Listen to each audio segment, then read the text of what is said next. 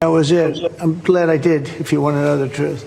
And by the way, I never went to the island, and Bill Clinton went there supposedly 28 times. I never went to the island, but Larry Summers, I hear, went there. He was the head of Harvard.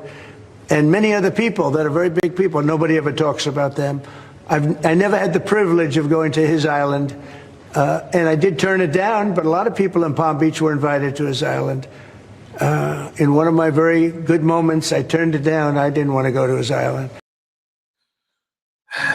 Okay, guys, that was your moment of Zen video before the horrors begin. Not saying that Epstein's island isn't that. I just wanted to point out that saying or characterizing going to Epstein's island as a privilege is a very conspicuous word choice. But anyways, we all know that plays into foreign policy, but it's not the summation of U.S. foreign policy. It would still happen even if Jeffrey Epstein wasn't what most of us suspect him to have been. Yeah, and just so you guys know, as everyone's still filtering into the lies. Into the live. That was from a meeting in the UK with British Prime Minister Keir Starmer. And that was just the social media cutting I took from one of my buddies who runs an account that posts all of like Trump's antics. If you zoom out, he was sitting right next to Keir Starmer while saying that. And Keir Starmer's just like, yeah. Anyways, all right, guys, Gaza, we're going to talk about it. But I got a little bit of rant prepared for you. I wrote it out because I think we all need to hear it, because as the famine escalates in Gaza, the I told you so crowd, should have voted for Harris crowd is out back in force. Okay. And I just have a message for any of your friends or family members that you want to send this intro to. And maybe your thoughts echo mine, but it starts a little something like this. Did you know that resistance liberals are big mad at you right now for voting against genocide, or at least not voting for genocide when they did vote for genocide? And they only did vote for genocide because it would have been easier to organize against genocide under Harris, who was pro-genocide. Yeah. Okay. And they know about organizing. You know, they've organized so many Sex and the City brunches. We just wish they had organized themselves into learning about things like dialectical materialism, which takes a lot of work, and you can't be pounding them mimosas while doing it, or the function of capitalism into imperialism, into colonialism, and how that is always, or this is always going to happen. I know that Trump is a real estate developer who wants to develop Gaza, and so is Steve Witkoff, his Middle East envoy. But isn't it also crazy how Kamala's first public speaking event after her failed election bid was at the Australian Real Estate Conference? Isn't that insane? Isn't it also crazy to see history as a series of dizzyingly unrelated events? Like, what did the Bengal famine during the Second World War have to do with the earlier Irish potato famine? What? What does manifest destiny have to do with Zionism? These are all separate things that exist in a vacuum and have nothing to do with capitalism or our economic system or the American empire. And the entire shebang can absolutely be reformed under the power structures of the bourgeoisie and ruling elite, the same people who want to develop Gaza, both Trump and Harris as landlord friends, through responsible social democratic reforms. It's totally going to work, guys. And of course, they're like, oh, so what's like the plan of you radical leftists? Do you want to have a plan behind armed revolution? Where's your Vanguard party? Bro, just start by going to an anti-ICE or pro-Palestine action. Hell, go dump some stuff off from your from your pantry at an anarchist food drive. Like, I mean, God forbid you actually read a book that will answer your questions instead of posting dumbassery in my comment sections, but you won't. Because deep down, you know, in your twisted, blackened little heart of hearts, that AOC and Bernie Sanders will save you. Anyways, My name is Greg Stoker, and I'm the host of this little live stream that you may have accidentally stumbled onto. And I don't usually rant, but I got pissed off today because my comment section was flooded by idiots. And yes, state of play twice a week on Mint Press News. It's usually analysis based and not rant based. This is going to be some rant based stuff today. But this one is going to get into some very basic theory that explains why all this is happening under Trump, under Harris, that might help your struggling liberal friends understand what's going on in Gaza behind the humanitarian catastrophe. That was always going to happen, just like Manifest Destiny was always going to happen, just like the Bengal famine was always going to happen. These things exist in a historical context, and we still exist in that same historical context. You may think that the age of colonialism and all these horrible things, Leopold's Belgian Congo, existed in the history books, but I think we've seen over the past almost 2 years that that is not true at all. Google Gaza 2035 for the ultimate plan here while I do this Patreon plug. Gaza 2035 project. All right. Well, Mint Press News is a small independent newsroom with no corporate sponsors, been demonetized for years after being targeted by Google Owl. You can also look that up. It was a preemptive, like, state military defense contractor surveillance platform. Anyways, so we're on Patreon. If you want to support our efforts, we also have news articles, op-eds, investigations. You can go to the website or the Patreon linked in the description. And if you're picking up what you're putting down and you have any spare cash in this late stage capitalist dystopia, we would love it if you help us out. And if not, because times are tough, we're just glad you're here. So if you can like, share, subscribe, spread the word. Also, if you don't like YouTube, we are on all audio streaming platforms for these episodes. So that's an option if you're like an audio person. So, which I am. I never watch anything on YouTube. I always just listen to it in the background. So I miss some of the graphics, but I don't know. I have to multitask, especially as the world disintegrates. But anyways, glad you're here. Let's get into it. So just for some context for the unfolding humanitarian catastrophe, President Donald Trump today, and we have some B-roll that we're going to play right now just to really drive this home, told reporters today in Turnberry, Scotland, during his meeting with British Prime Minister. Actually, I guess I need to find that B-roll, or someone can bring it up maybe. So today in Turnberry, Scotland, during his meeting with British Prime Minister Keir Starmer, that, quote, "We're going to set up food centers, and we're going to do it in conjunction with some very good people. We're going to supply funds. We just took trillions of dollars. We assume this trillions is dubiously coming from the EU trade deal that EU leaders agreed to on this weekend. More on that later. Yeah, we assume that the trillions of dollars that he's talking about, come from the savings that he thinks he's going to get from the EU trade deal, where we're hitting them, or we're hitting ourselves with a 15% tariffs against, EU products, and then the EU has their own concessions as well. But yes, anyways, he says, we got a lot of money. We're going to spend a little money on some food, and other nations are joining us. So we're going to set up food centers, and where the people can walk in and no boundaries. We're not going to have fences. This is one of the rants he went on. Trump, who has largely blamed the Hamas for the delay in distributing aid to civilians in Gaza, acknowledged Israel has a lot of responsibility for limiting aid in the region, but again, called for Hamas to release the hostages still held in Gaza to ease negotiations. And I just want to point out, as I try to bring one of these things up, I guess they're not working. What a weird day for technical issues. Oh, okay, there we go. Yeah, so these are some of the horrendous scenes we're looking at. Where was I? Sorry, guys. Yeah, the basic crux of this is, when it comes to the negotiations, it's bad faith, right? So the negotiations are between the U.S. and Israel and then Hamas is approached through Qatari mediums. So they're not actually part of the deal.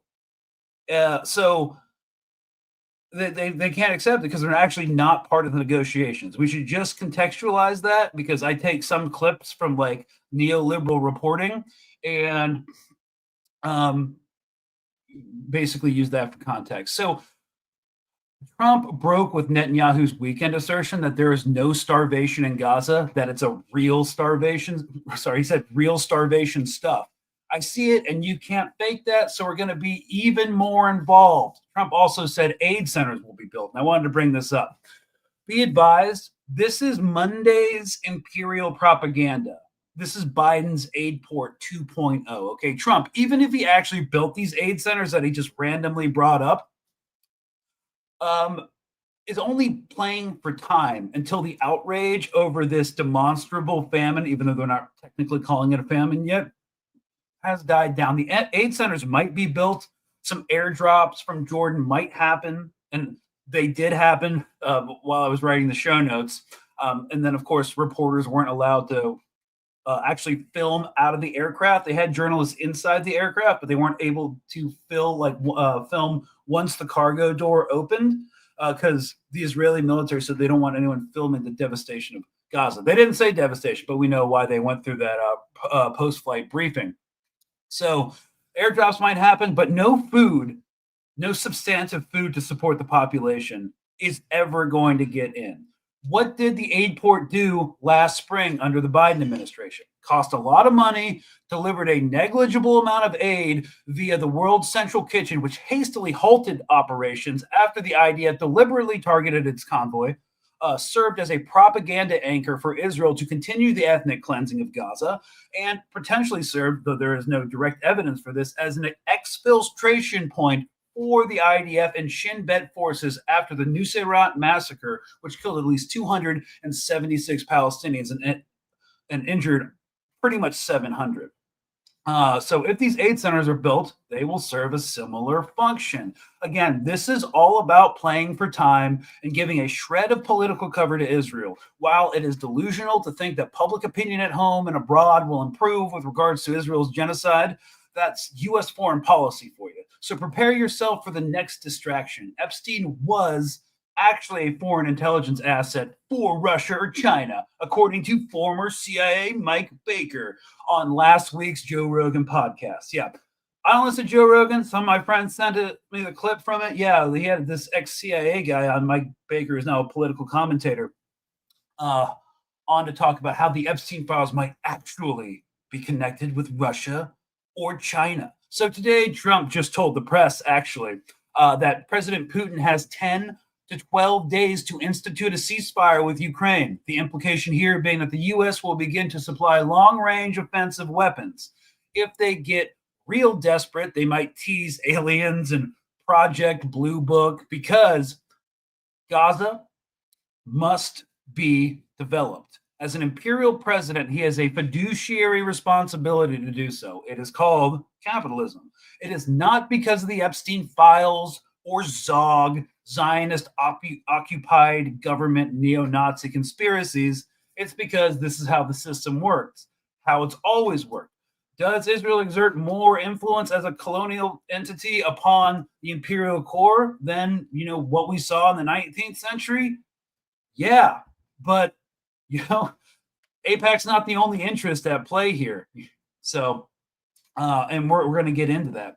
So, which is why, and it's the whole system. So it's why the Department of Homeland Security is posting manifest destiny propaganda, and why the U.S., a country founded on the erasure of entire peoples, is seemingly fine with a genocide in Palestine, even if it's starting to make Hakeem Jeffries, leader of the House Democratic Caucus, a bit squeamish. And it's why pseudo-progressive candidates like Bernie Sanders and AOC are completely silent right now. Even Hakeem Jeffries, Cory Booker, Richie Torres, all of these massive AIPAC beneficiaries are having to say at least something. But yeah, where are the comments from the actual people who are presidential and political hopefuls? Even because look, if they attack the system, they will assail their own privilege. and access to political power. Even outside of the erratic and pathologically lying nature of Donald Trump, this is why aid will not continue in any significant way. This is America, and it's also Canada, and all the Western colonial client nations of the U.S. empire. Check out this world salad. And to demonstrate this, we know, let's just yeah. So to demonstrate this, let's check out this world salad about human rights by Canadian Foreign Affairs Minister Anita Anand at the UN meeting on, quote, the peaceful settlement of the question of Palestine and the implementation of the two-state solution. We can't listen to the whole thing because it's too insufferable, but here we go. We are here today because this moment demands political courage and resolve. And we must stand together and choose a different path, one that leads toward a sustainable and a just solution. And political agreements alone are not enough. We must also address the narratives shaping identity, perception, and legitimacy as these lie at the heart of the conflict. As G7 president, Canada is engaging closely with regional partners, and the message is clear. The region must be defined by peace, by stability, and by dignity for all. These are Western values. It seems increasingly like Western values are things you just say and then completely ignore. Crazy idea, huh? Guided by this understanding, Canada, alongside Qatar and Mexico, is co-leading this Narrative for Peace working group. Narrative for Peace. Aimed at building an inclusive framework grounded in dignity and coexistence. Peace is not only about borders and agreements. It is also about shared stories and understanding that humanize all sides and foster trust. Canada is committed to initiatives that amplify voices of peace, promote understanding, and reject division. We support local mediation and peace-building efforts, empower youth and women leaders, and champion press freedom and inclusive dialogue. More women fighter bomber pilots. Kumbaya, my lord. Kumbaya. I don't know how else to explain what is happening without talking about theory for like 10 minutes, something I've never done before, but there's a reason we called the annihilation of Gaza back in October 2023, and everyone was pissed at us for it. Why is this happening? It's happening for money. So the rich can extract everything they can from the working class at home, and when that is not enough, they have to look elsewhere. This is where imperialism and colonialism come in. Michael Parenti, an important left-wing political scientist, asserted that America's biggest addiction is not alcohol or heroin or gambling, it's greed. The ruling class throughout history has always wanted the best land, the best herds, the finest luxury goods. This existed under primitive headman societies, and it existed under the iniquities of feudalism and the divine right of kings. The kings and the aristocracy used this millennia-old idea to take what they wanted, up to a point where the peasants would revolt, and then they'd walk it back a bit. And then there have been other theories for governance, like Aristotle's political cycle, which gets a lot of play in Western liberal education, but is utterly useless. Aristotle has classified 6 forms of states, and it believes that these keep revolving in a cyclical order. The cycle begins with monarchy, which soon gets perverted into tyranny, which then is replaced by aristocracy, the rule of the few and the wise, able people. And aristocracy soon gets perverted into oligarchy, the rule of the rich, to be replaced by the rule of the people, polity. Polity then gets perverted in democracy, and then mob rule, and then democracy in the final term gets replaced by monarchy, and the cycle begins all over again. This is what I was taught during like my classical education on the like neoliberal East Coast. This has been one of the most criticized theories of Aristotle's, and for good reason. And it may have sounded good back during the Athenian Golden Age, watching the cycles of revolution of ancient Greek city-states, but it really doesn't answer the question why the three noble forms of government, which are called monarchy, aristocracy, and polity, uh, devolve always into absolute shit. And it definitely doesn't answer why capitalism, the response to feudalism, sucks so bad and why governments under the capitalist system do such horrible things. To define terms, capitalism is an economic system where private individuals or businesses own and control the means of production, the factories, the land, and where goods and services are produced for profit in a free market. It is characterized by competition, private property, and limited government intervention in free market economics. A core fundamental is that the primary goal of business is to try to generate profit. At the heart of the entire system is profit motive. When you're looking at Gaza, it's profit motive. When you're looking at the annexation of the West Bank, profit motive. When you are looking at Taiwan, Ukraine, that's at the heart of it. If you consider yourself on the political left, that fundamentally means you oppose this system. Liberals and Democrats do not. That is why they are. They are center-right party at best, and why all their foreign policy decisions closely align with Republicans. Why the Dems love sending arms to Ukraine, which Trump opposed on the campaign trail, but now he's all about it. Right? So you cannot understand what's going on with at least putting out a little effort to understand a Marxist concept, which serves as a basis for socialism, to include a lot of anarchist thinkers as well, dialectic materialism. It takes effort to internalize this concept, so it's not going to happen here.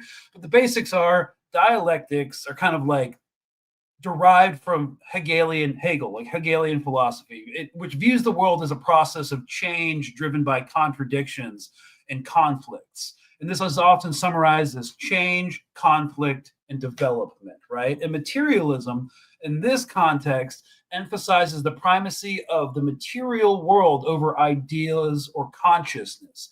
The noble idea of liberalism, for example, always just collapses into rich people wanting more shit. We want equity and, liberty for all men, all mankind, but actually in the end we just want more shit. So it asserts that material conditions, particularly economic structures, are the foundation for social and cultural development. Dialectical materialism specifically applies this materialist view to the dialectical process of contradictions, change, and conflict, suggesting that material forces and their interactions are the primary drivers of change in this world. Okay, that's a lot. Takes a long time to internalize, but this is going to get into the easier section about why this is happening. Check it out on your old chime. Also, check out the tendency for the rate of profit to fall. It's a crisis theory of political economy, and according to which the rate of profit, the ratio of the profit to the amount invested in capital, decreases over time. Essentially, when profits fall or decline in rates of their expansion within a limited economic space, i.e., a country's domestic economy, it's time to expand your horizons. Imperialism and colonialism. That's what Israel is.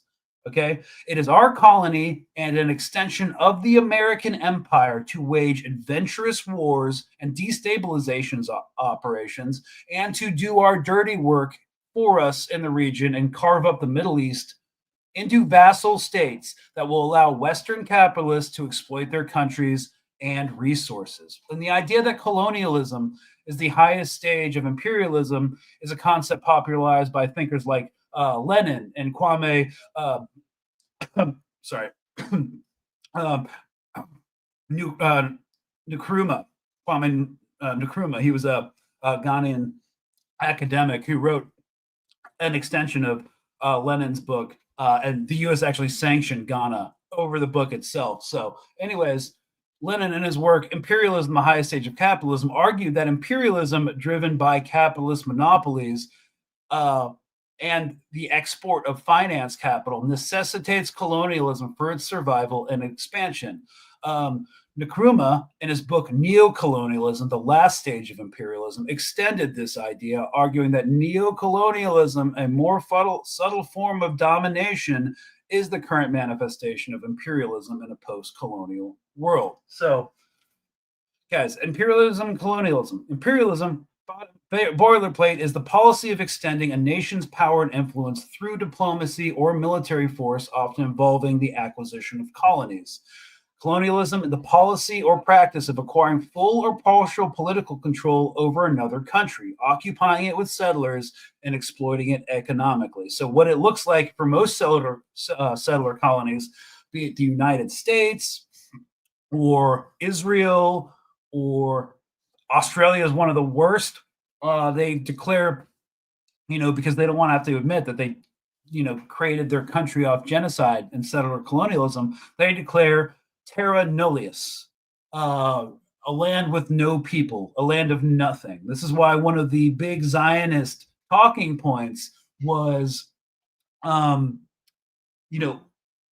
land without a people for a people without a land. And, the main thrust of this argument was that, when capitalism reaches a high stage, there's a monopoly, concentration of economic power in the hands of a few large corporations who have a fiduciary responsibility and a mandate to expand into other places.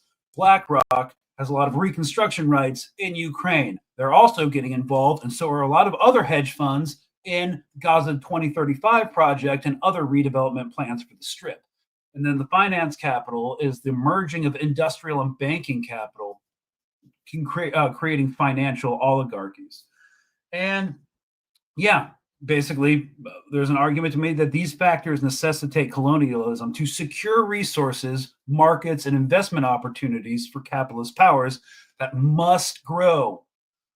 And then, well, we all know what neocolonialism is. We talk about the IMF and we talk about the World Bank and NATO all the time, which is the indirect control of a developing country by a former colonial power or nation, often through economic and political influence rather than direct military rule. So what are the characteristics of it? Economic dependence. Developing countries remain reliant on other forms of colonial power for trade, investment, and aid. A lot of Sahel countries like Burkina Faso are rejecting the economic dependence. Another characteristic is political instability. Former colonial powers can manipulate political systems to maintain their influence. This generally looks like, during the colonial era, the French in Syria propped up the Alawais to be the dominant political force from which political authority flowed. And then in Ceylon, the British colony of Sri Lanka, they put the British put the Tamils in power over the Buddhists. And it ended in the Tamil Tigers and the genocide in Sri Lanka, which Israel was absolutely complicit in the 90s, 2000s. And then, of course, we're seeing what's happening with the Alawais in Syria now that they've fallen out of power when they were colonially installed. And so, and then there's cultural influence. Dominant cultures can perpetuate colonial mentalities and values. Of course they do. And so neocolonialism is even more insidious than colonialism because it operates under the guise of independence, making it harder to identify and resist. But the reason Israel is so horrifying because it isn't a global South neo-colony. It is an actual white supremacist settler colony that should exist only in a history book, and its entire existence is a horrifying vindication of a vast amount of left-wing political and economic theory. That's it.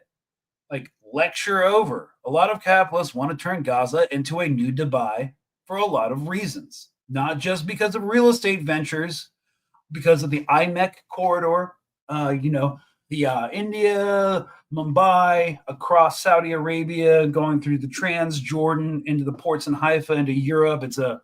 We've talked about that before. It's basically a challenge to a certain section of the BRICS, a global infrastructure plan. The Middle East has to be dominated because it's the most strategically significant location, one of the most in the world. It sits at the axis of 3 different continents. It's rich in minerals. and it possesses now the Suez Canal. And so there's a lot of interest going in there. And then, of course, we want to see an investment uh, in the Gulf states and a normalization with Israel to not only secure the region, but to create a kind of AI tech hub, a challenge of tech infrastructure to challenge China and other BRICS nations, because we're losing the race badly, and then Israel can help out with that. They're one of our biggest tech sectors. Normalization would be important for AI-driven competition against China. It's not going to work, but that's another factor. Then, of course, Turkey's kind of breaking out, being its own regional player. And there's something to be said for a transnational capitalist elite or transnational security elite that exists outside of just straight up Western hegemony. I mean, you can make various arguments on that. But one thing to be aware of is that no matter how this Israel thing works out, even if Harris was president, even if Trump was president, is that if they lose here against the resistance in Gaza, it will be intensely damaging to Western hegemony going forward. Same thing in Ukraine. So one of the things we have to actually bear in mind is a lot of people in not only the Israeli government, but in the American government see a military solution as still the only viable option to end this thing.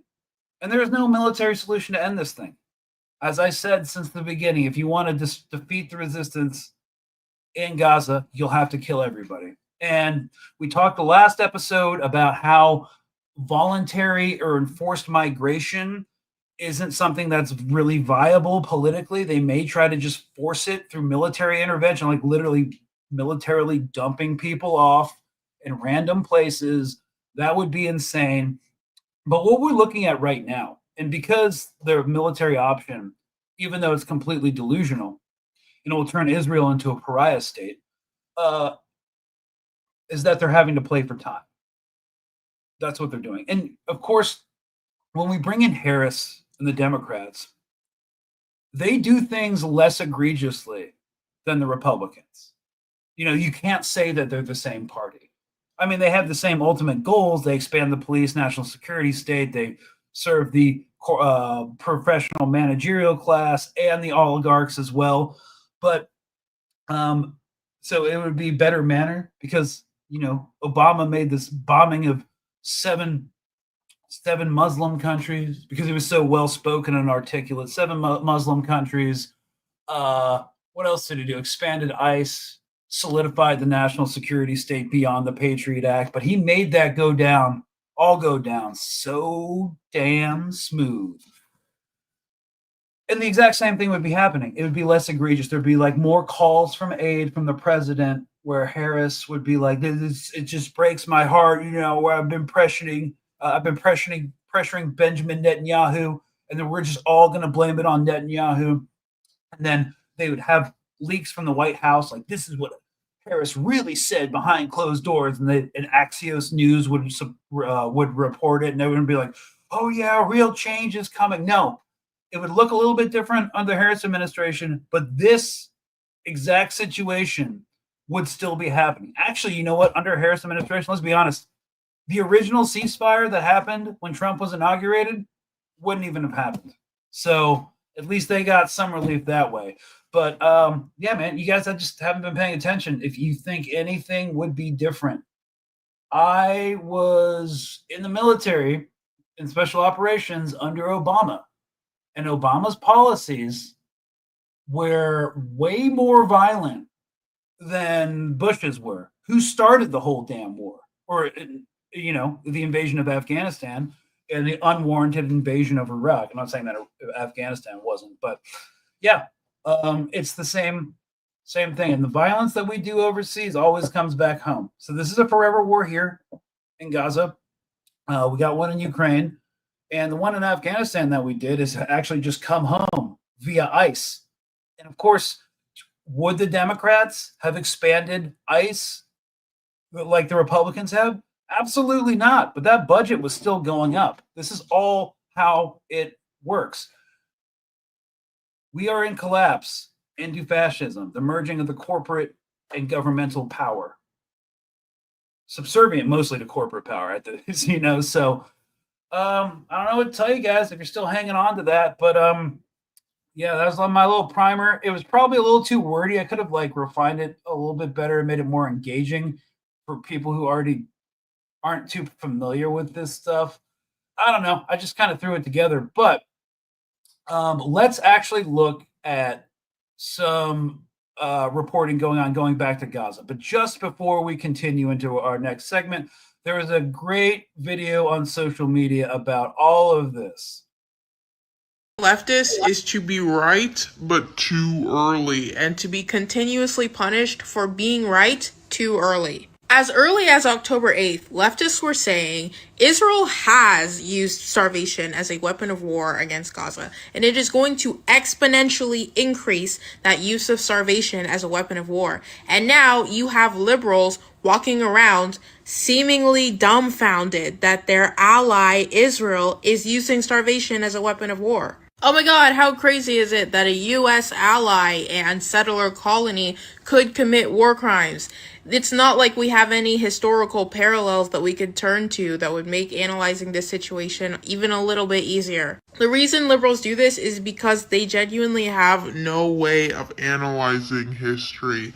To them, history is just a series of unconnected events. They cannot analyze patterns and extrapolate truths. Their ideology prevents them from having this skill, which is why they fall for this stuff every single time. They are doomed to eternally be Charlie, kicking the ball right as Lucy yanks it away. But this lack of historical analysis is a feature and not a bug, because if liberals could analyze patterns and predict what can happen next, then they would have to implement some sort of preventative measures for atrocities rather than being purely reactionary, which is what liberalism is. All liberals know how to do when bad things happen is turn around and get angry at the people who said that those bad things were going to happen, because they do not have the power of foresight.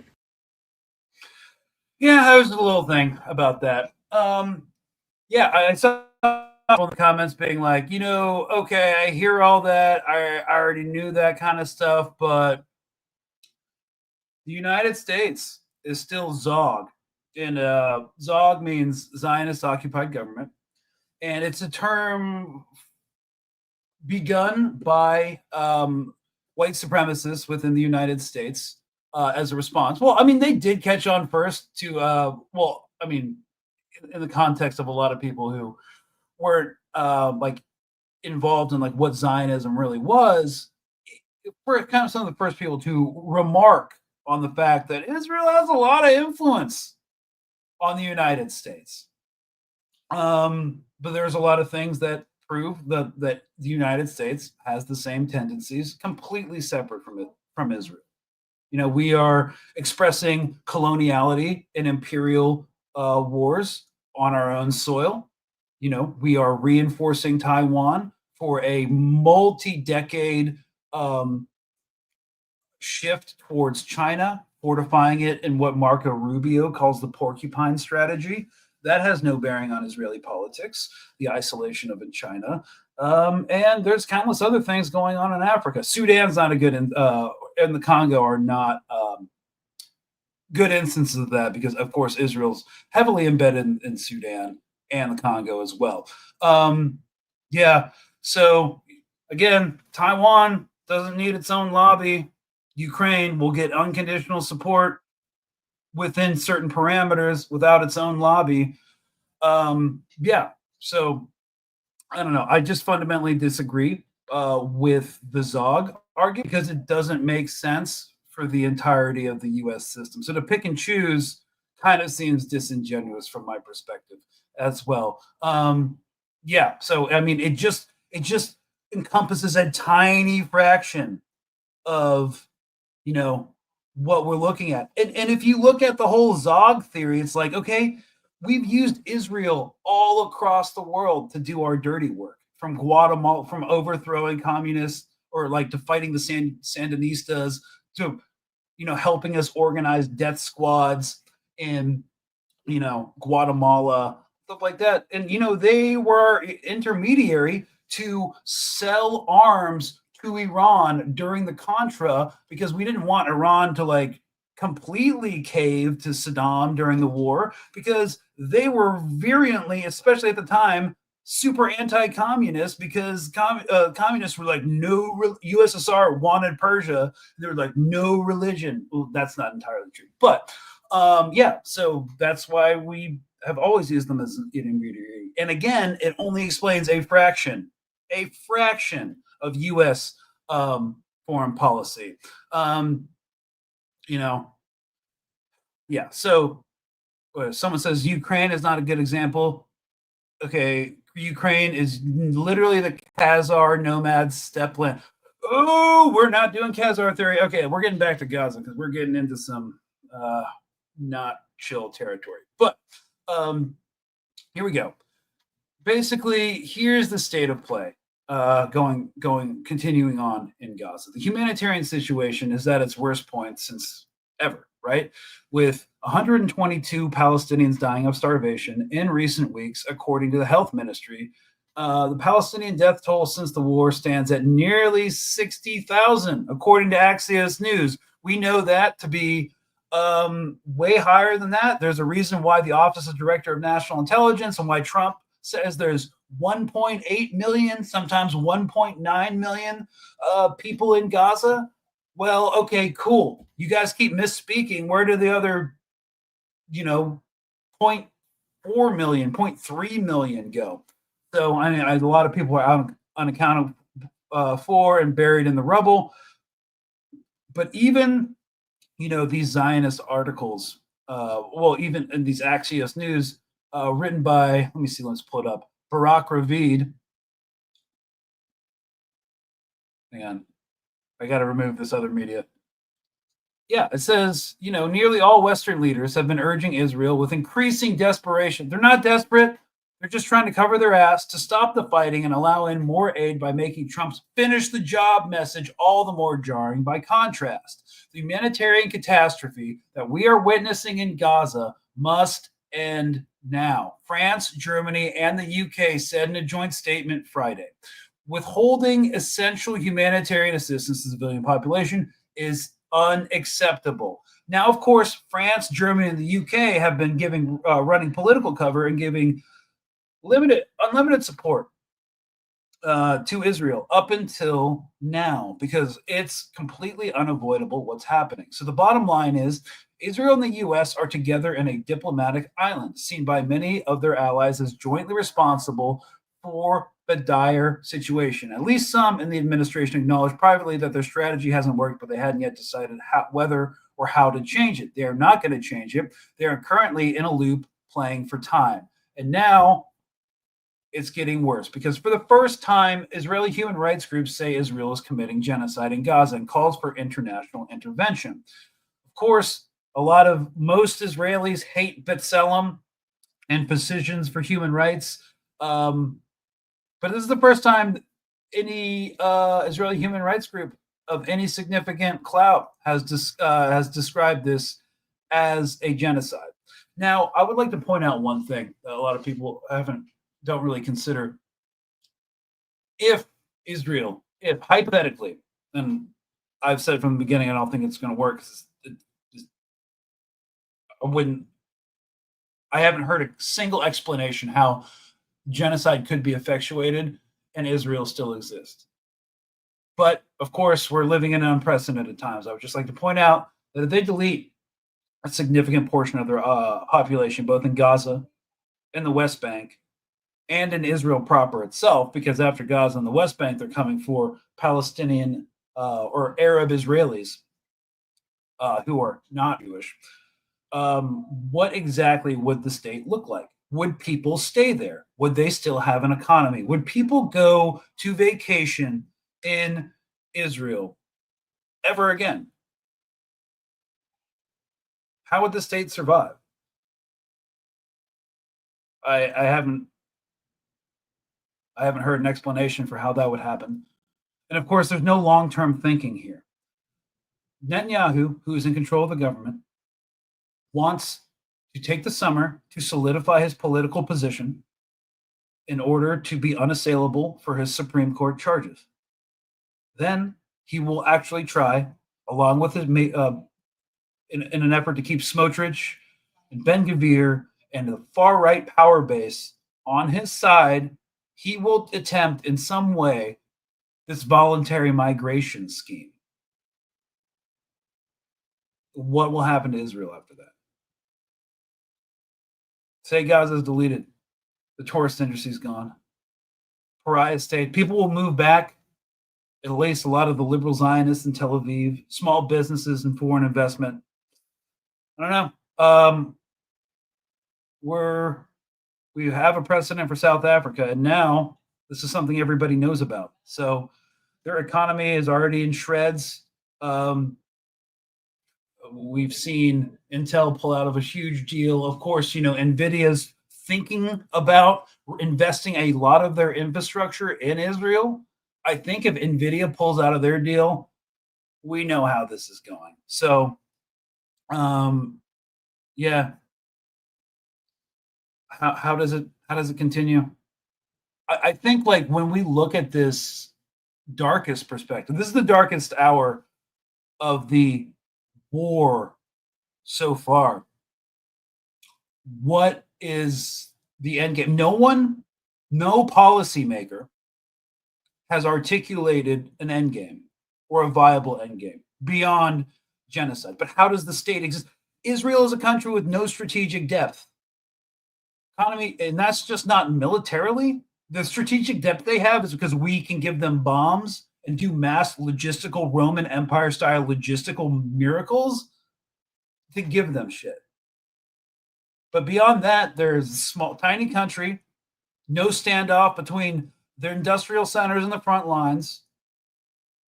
Not a huge economy, especially when you're taking out hundreds of thousands of reservists out of the workforce and then employing them in a multi-year war of attrition. Their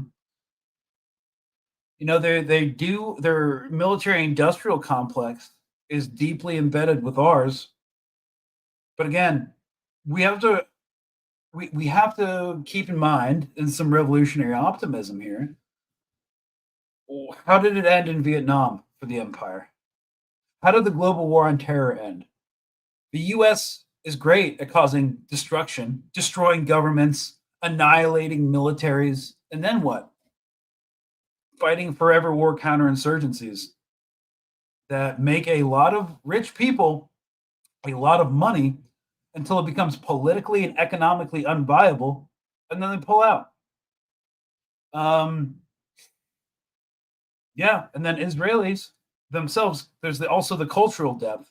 Their one thing was, I'm Israeli. I have like 3 different passports, and like I travel the world, and I'm rich, and my producer's accidentally trying to come on. So I think, we don't know how this is going to end. We just know that they're playing for time. This would happen under Harris, probably a little bit less egregiously. I don't actually know. She's actually a bigger Iran hawk than Trump. But just remember, these best laid plans by these policymakers, these people are so smart and control all the military. When has it worked out? And what would Israel look like without a Palestinian population? How does it survive? If someone could give me like a working theory, I'd be like, okay, it's possible. But like right now, I don't know. Israel's kind of like that. What's the cartoon? Coyote runs off a cliff, keeps running and running and running, and he doesn't fall until he actually looks down. The second they look down, they're done. So, anyways, sorry. Woo! Unconventional episode. Let's get into some questions. All right. Someone's like, Sanders is a fascist. He's a liberal Zionist. I was at the No Kings protest in D.C., and someone was like, one of the organizers was like, Republicans are fascists. And I was like, I believe that the Dems are too. He's like, no, Dems are like a neoliberal party of war.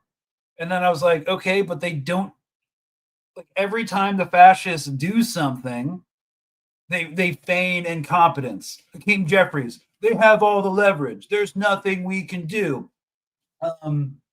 Okay, cool. So you're going to be like every other liberal party from the 1930s who would be like, they're super violent and they control everything. What can we do?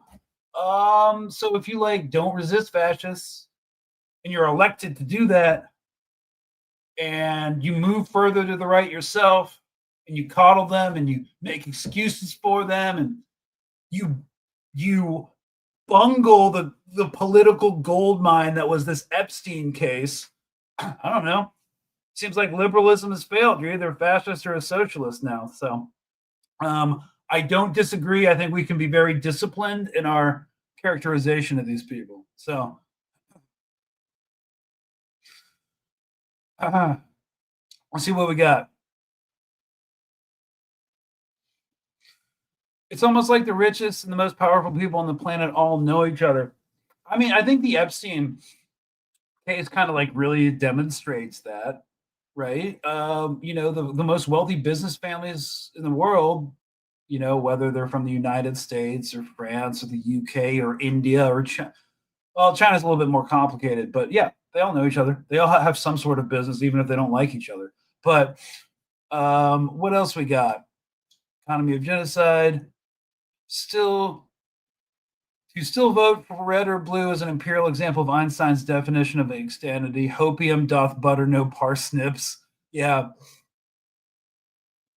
Okay, so you can't know what your protests accomplished because nobody will ever say they acted differently because of public pressure. The Dems did nothing for 8 years, bro. Underhill, don't go through customs with that profile picture. I hear they're trying to interrogate people for JD Vance memes right now. This is actually really stupid of them, because even though Mike Huckabee, the evangelical, right now I pulled up, Israel Zionism has just bombed a Christian church in Gaza, Palestine land. My partner, her grandmother actually just brought up Gaza because of this. Like, even through her circles, she heard that Israel's doing this.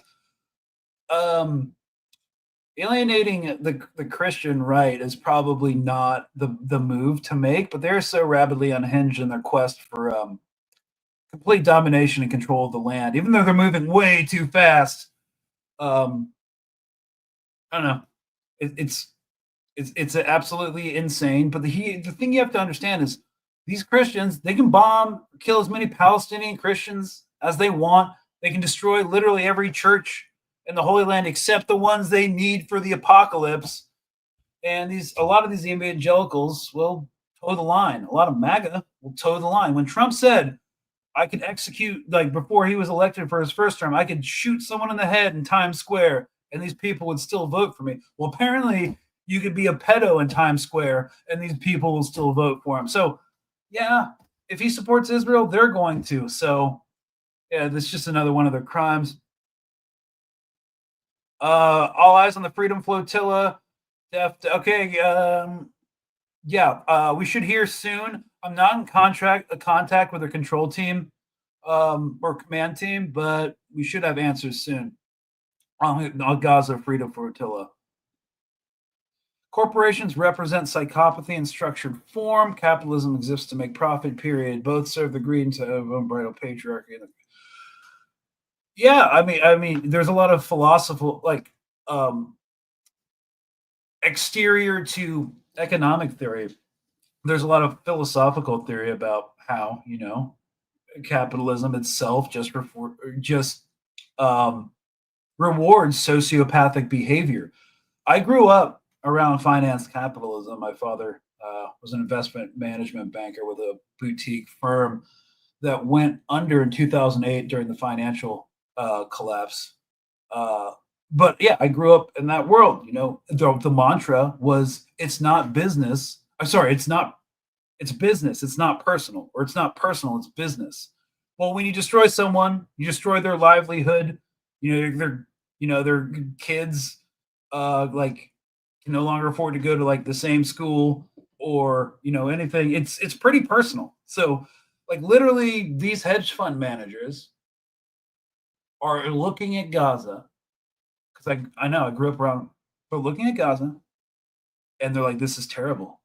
This is absolutely horrific. But this is business. It's not personal.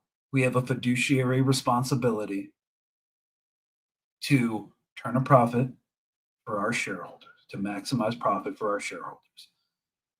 And there's nothing beyond that. That is the ideology that all these people have because they were conditioned, because a lot of them come from generational wealth, so they have been conditioned this way. And there's no unsticking them.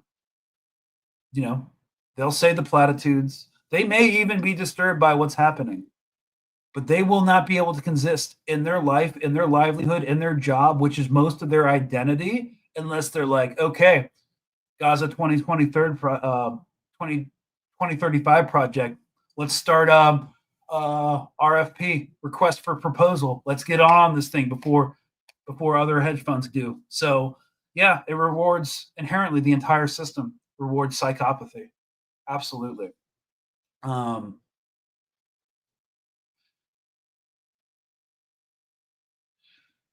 Hey, Greg, what's up with Antifa? They've been really quiet, it seems. Any thoughts on that? Antifa isn't a they. It's just anti-fascist action, and it can't be really infiltrated. I mean, we haven't seen any actions really happen right now. There's no leader. There's no central committee. It's just decentralized actors acting along ideological lines against fascism. So there's no way to get in touch with them. There's people I know who support Antifa who consider themselves Antifa, but yeah, there's no actual organization. So we might see some stuff. I don't know. Let's see. Let me see. What else we got? Minpred, do you agree with the statement that social democracy is the moderate wing of fascism? I'm getting tired of social democrats pushing reformism and pretending that the Dems can be pushed left. Really? I thought they were supposed to be pushed left when the firebrand AOC got elected. No, she's pushed right now because the system, she's now deeply embedded into the system. She no longer hears Congresswoman AOC. She hears Senator Cortez, Speaker of the House Cortez. No, she's become addicted and infatuated with her position in the machine. And, you know, they all hang out with each other. They all know each other. You know, they may, you know, attack each other on Twitter or whatever, but like behind closed doors, they really know how to express class consciousness, you know? Kimberly Guilfoyle, Trump's ambassador to Greece, who he just appointed as his MAGA ambassador to Greece, is the ex-wife of Gavin Newsom, who's going to be probably heading the Democratic ticket for presidency in 2028. And Gavin Newsom, it was reported by, I believe it was the Financial Times, is actively getting campaign advice from Kimberly Guilfoyle. So, social democracy. Different from democratic socialism. I still have problems with democratic socialism. I don't think it's far left enough, but that's just me. Social democracy is, yes, we can reform the Democratic Party, we can reform capitalism into something more equitable. The problem with that is you have to do it under the power structures controlled by the bourgeoisie or the elite.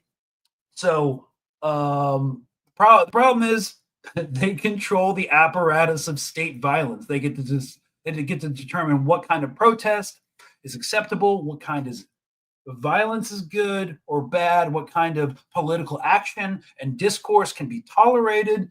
So I don't know. Good luck reforming. Yeah, they mostly just sheepdog wannabe progressives, people who actually want change with false promises that they can. Their function really isn't. And whether or not they believe this or not, but their performative function is to block actually progressive movements from access to political power. Because they promise, hey, we have this established hierarchy, we have this established, structure that we can use to fight the fascists, which they don't use. But people see that and it's like, okay, it's already in place. Maybe we can work to reform it. instead of building an alternative power structure, which is scary, which is complicated, which actually will take a lot more people being on board with that idea. So instead, people get intimidated and they go to social democracy instead of more progressive politics. So, yeah. Hey, Greg, I'm an hour south of Palantir. Jewish Voice for Peace recently protested at their location downtown. Awesome. Let me just scan through some of these. We're out of time, but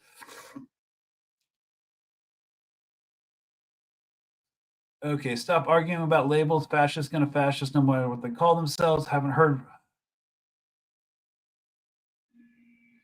Isn't imperialism fascistic? Oh yes. I like to envision fascism as imperialism turned in on itself. Because I was just talking about this a couple weeks ago. The same issues that we had in Afghanistan, that some military units were doing, are like the same thing ICE is doing right now. They were told, go hit targets, go find the Taliban, but they're like, we don't have any intelligence on where they might be. So they'll be like, all right, we'll come up with targets. So this was like with the same tactics, the same military equipment in Afghanistan. We're just doing it over here. So yeah, fascism basically looks like imperialism, but on our own home ground. And I just wanted to address this one thing. I meant corridors why BRICS cannot succeed. India is in the pocket of the USA. Russia sold a ton of oil to India in exchange of worthless rupees, one of the biggest Russian blunders. I don't know about that deal specifically, but I will say, as someone who loves India, who lived in India, that government's trash. And way too many people believe in the BJP and their Hindu fascist BS. And they are the weakest link in BRICS. And they're one of the biggest ways that we know that BRICS is burdened under the weight of like its contradictions. So India is the biggest problematic part of BRICS, in my opinion, as someone who has many Indian friends. Yeah, I actually might do an episode on India because that's actually a really important point. So, anyways, guys, sorry, this was kind of a schizophrenic episode, but we tried to do something new. Hope it was helpful to some people. May have not been. We're back to our standard format Thursday. Don't know what we're going to be talking about. The latest catastrophe, probably, with some people from the Mint Press staff. So hope to see you there. It's Monday. Welcome back to the salt mines. You got more work ahead of you this week. So cheers, y'all. Thanks for stopping by. And yeah, someone says India had a great past and will have a great future past Modi and Dudfa. Hopefully, we can only pray. All right, guys. See ya. Cheers.